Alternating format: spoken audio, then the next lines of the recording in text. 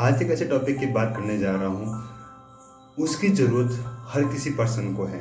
चाहे आप स्कूल में हो, कॉलेज में हो, या किसी के साथ में काम कर रहे हो, या अपना खुद का बिजनेस कर रहे हो, या करने का सोच रहे हो, कुछ भी।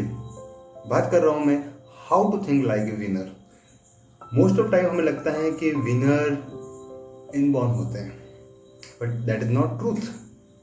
विनर बना जाता है। विनर अपनी मेंटेलिटी से बना जाता है, क्योंकि ये बड़े मैंने अपने एक खुद के लिए इन्वेंट किया था, कि मेरा खुद का है कि मैं अक्सर पूछता हूँ कि जंगल का राजा शेर क्यों होता है। इसलिए नहीं होता है कि जंगल के सारे जानवर ने कह दिया कि जंगल का राजा शेर है, लेकिन वो इसलिए है because the lawyer knows that I am the king of the forest. No matter what will happens, I will be and I have to be a king of the forest, जिसकी वजह से वो जंगल का राजा है।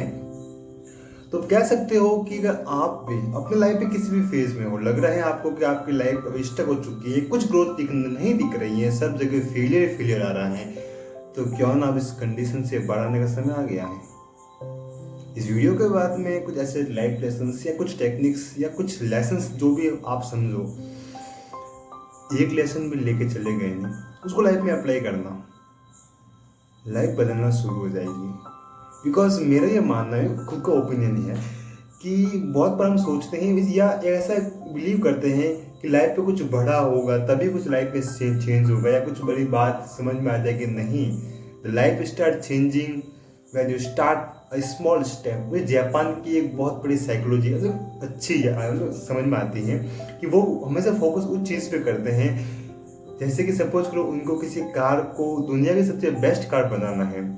आज तुम देख सकते हो कि जो भी दुनिया की बेस्ट कार है वो सारे जापान में ही बनती है ऑलमोस्ट, बिकॉज जापान के लोग ये मानते हैं कि वो फोकस करते हैं कि वो कौन सी छोटी से छोटी चीज़ है या छोटा छोटा काम करके उस चीज़ को इफेक्टिवली या उस चीज़ को बेटर किया जा सकता है, उस पर वो फोकस करते हैं। आई रिपीट अगेन, वो कौन सी छोटी से छोटी चीज़ है या छोटा छोटा सा काम है जिसकी वजह से वो चीज़ को जिसको बना रहे हैं उसको बेटर कर सकते हैं, वो उस पर फोकस करते हैं। और जैसे जैसे हर एक छोटी छोटी चीज़ परफेक्ट होने शुरू होने लगती है, नहीं तब वो पूरी की पूरी चीज़, पूरी की पूरी कार, पूरी की पूरी हर कोई चीज़ जो बनाना चाहते हैं वो परफेक्ट बन जाती हैं, जिसकी वजह से जापान इतनी ऐसी कंडीशन में है जहाँ पे हर दिन भूकंप आते हैं, फिर भी वो एक बेटर कंडीशन में सबसे एक अच्छी टेक्नोलॉजी वहीं से निकलती हैं।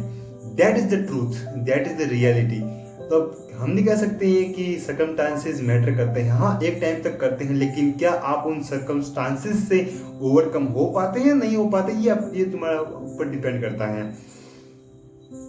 तो अब मैं बताऊंगा कि वास्तव में एक थिंक या एक विनर कैसे सोचता है, क्योंकि यही तो एक मेंटलिटी होगी। तो एक विनर को विनर बनाएगा, लूजर को लूजर बनाएगा, कोई तो एक डिफरेंशियल फैक्टर होना चाहिए। नहीं तो वो है विनर को विनर बनाता है उसकी मेंटलिटी, कि वो कैसे सोचता है। जब भी उसके सामने कोई पॉसिबिलिटी आती है या कोई प्रॉब्लम आती है, तब वो ये नहीं सोचता है कि मैं इसके लिए कैपेबल नहीं है, मुझ में इतनी पोटेंशियल नहीं है, या मैं ये नहीं कर सकता, बल्कि वो अपने आप से पूछता है, अपने आप को इंट्रोस्पेक्शन करता है, अपने पास्ट के हैबिट, पास्ट के रिकॉर्ड्स को देखता है, क्या उसने पहले कभी ऐसा कुछ किया है। तो जब देखता है नहीं या हाँ, फिर वो देखता है कि इस चीज़ को बेटर करने के लिए क्या कोई ऐसा कोई पर्सन है जिसने इस चीज़ को पहले कभी कैटर किया है, तो वो उसको स्टडी करता है। दैट इज यही तो एक छोटी सी चीज़ होती है, कैसे एक विनर को लूजर से डिफरेंशिएट करता है। जब लूजर प्रॉब्लम को देख के कहता है कि ये मेरे बस के नहीं है, ये मैं नहीं कर सकता, ये मतलब ऐसे, और विनर सोचता है कि ये प्रॉब्लम आ गई है तो शायद कोई ना कोई तो ऐसा होगा जिसने इस प्रॉब्लम को कभी फेस किया होगा अपनी लाइफ में, तो वो ढूंढने लग जाता है। ऐसे ऐसे आर्टिकल पढ़ता है, बुक्स में ढूंढता है, लोगों के पॉडकास्ट सुनता है, जिसकी वजह से उसको एक नई मेंटलिटी मिलती है, नई आइडियाज़ मिलता है, ब्रेन्स का नया न्यूरल सिस्टम काम करने शुरू कर देता है। और जहाँ से शुरुआत होती है एक विनर की और एक लूजर का, इस पॉइंट के बाद में डिफ्रेंशिएशन बहुत बड़ा बढ़ जाता है। तभी आपने अक्सर नोटिस किया होगा कि स्कूल में एक टीचर, वही टीचर है, वही बच्चे हैं, वही सिलेबस है, सबको सेम पढ़ा रहा है, सेम घंटे पढ़े, लेकिन फिर भी एक टॉपर आ जाता है जो 90% लाता है और एक 60% भी नहीं ला पाता है। That is the difference.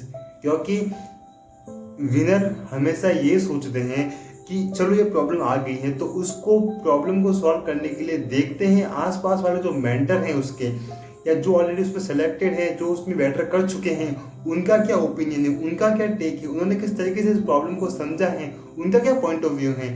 फिर वो उनसे सीख कर, उनकी बातों को समझ कर फिर अपना खुद के पॉइंट ऑफ व्यू क्रिएट करता है और चीज़ें को नई दिशा में मोड़ देता है। वो ये कभी नहीं कहेगा कि मेरे बस का नहीं है, मैं नहीं कर सकता हूँ। तो नंबर पॉइंट फर्स्ट, कि आपको प्रॉब्लम को देख के भागने के बजाय उसको देखना है कि प्रॉब्लम क्या है, उसको कैसे आप कैटर कर सकते हैं, क्या किसी और पर्सन ने उसको प्रॉब्लम कभी फेस किया है, क्या आपके पास ऐसे रिसोर्सेज हैं जहाँ से उसको प्रॉब्लम को समझो, उसको डीप डाइव करो, उसको अंडरस्टैंडिंग करो।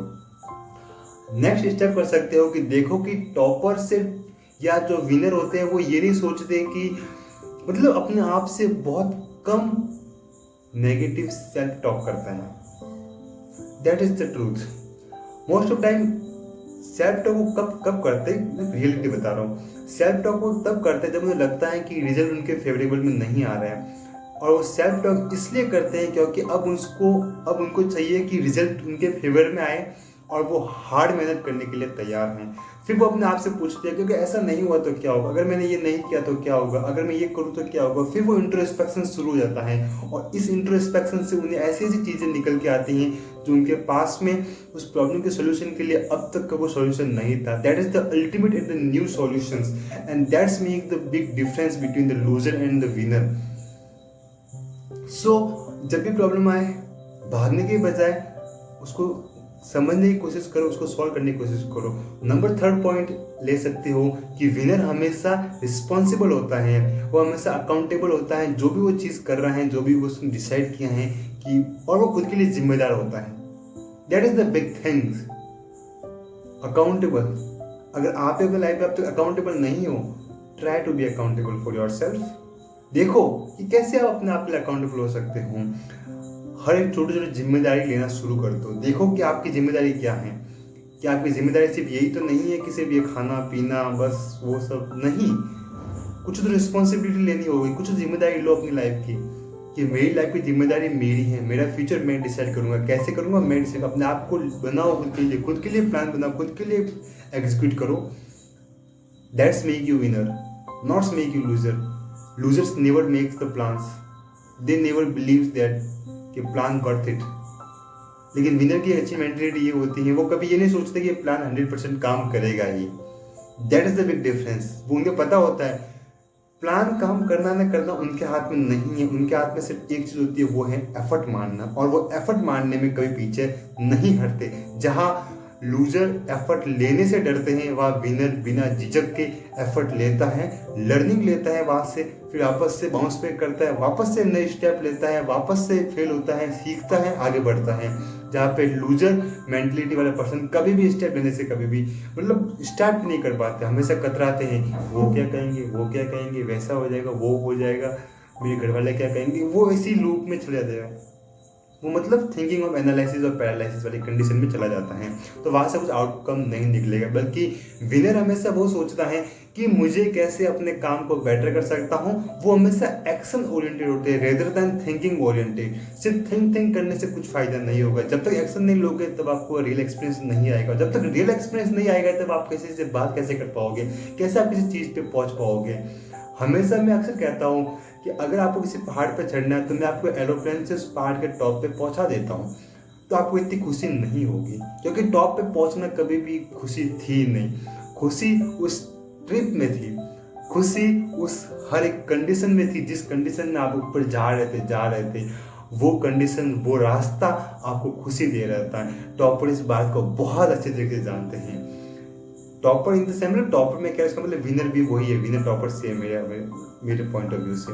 तो विनर हमेशा उस रास्ते को फॉलो करते हैं, उस ट्रिप को एंजॉय करते हैं, उस पाथ को फॉलो करते हैं, क्योंकि उस जर्नी हमेशा पाथ में होती है और जर्नी हमेशा शानदार होनी चाहिए। एंड गोल तो कुछ भी हो सकता है, वो हमारे हाथ में नहीं है, बट हमारी रिस्पॉन्सिबिलिटी होनी चाहिए कि हम जर्नी को कैसे इफेक्टिवली बनाया जा सके। और जर्नी को हमेशा मेमोरेबल बनाने के लिए विनर हमेशा कुछ ना कुछ उसमें की एलिमेंट ऐड करते रहते हैं, जिसकी वजह से उन्हें ज़्यादा इफेक्टिव और ज़्यादा एनर्जेटिक मिले और ज़्यादा एक मोटिवेशन मिले कुछ काम को करने के लिए। हर बार खुद को नए नए टास्क देते हैं, और हर बार खुद की जो भी करंट सिचुएशन है उसे थोड़ा आउटकम, थोड़ा think out of the box, खुद को कंफर्ट जोन से बाहर करते हैं।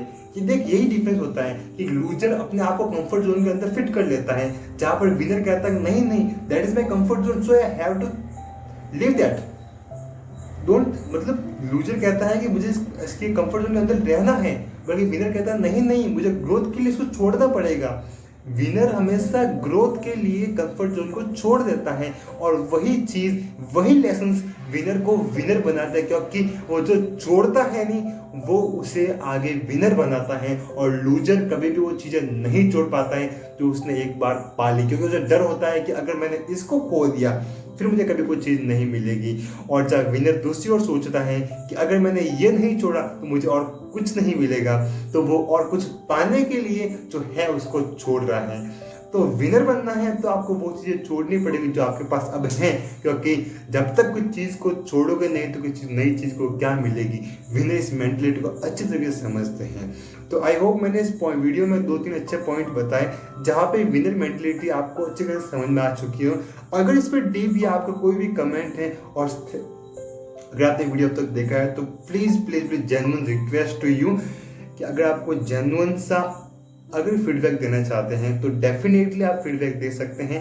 मैं इस फीडबैक का आभारी रहूँगा, मतलब ग्रेटफुल हूँ कि आपने फीडबैक दिया। मुझे पता है कि आपका एक 5 या आपका 2 मिनट या 1 मिनट में अगर फीडबैक दे देते हैं तो मुझे आने वाले वीडियो में क्या इंप्रूवमेंट करने हैं, कैसे अपनी चीज़ों को और मैनेज करना है, कैसे अपने थॉट्स को या नई स्क्रिप्ट्स को लिखना है, तो उससे मुझे एक नया आइडिया मिल सकता है। तो प्लीज़ अगर आपने अब तक वीडियो देखा है तो please please please request I request to you, please एक अच्छा सा फीडबैक दे दीजिए जिसकी वजह से मैं उसको आगे इम्प्रूव करके अपने और वीडियो में नई नई चीज़ों को ऐड करके उसको ज़्यादा इफेक्टिवली बना सकता हूँ। तब तक के लिए थैंक यू इस वीडियो को अब तक देखने के लिए।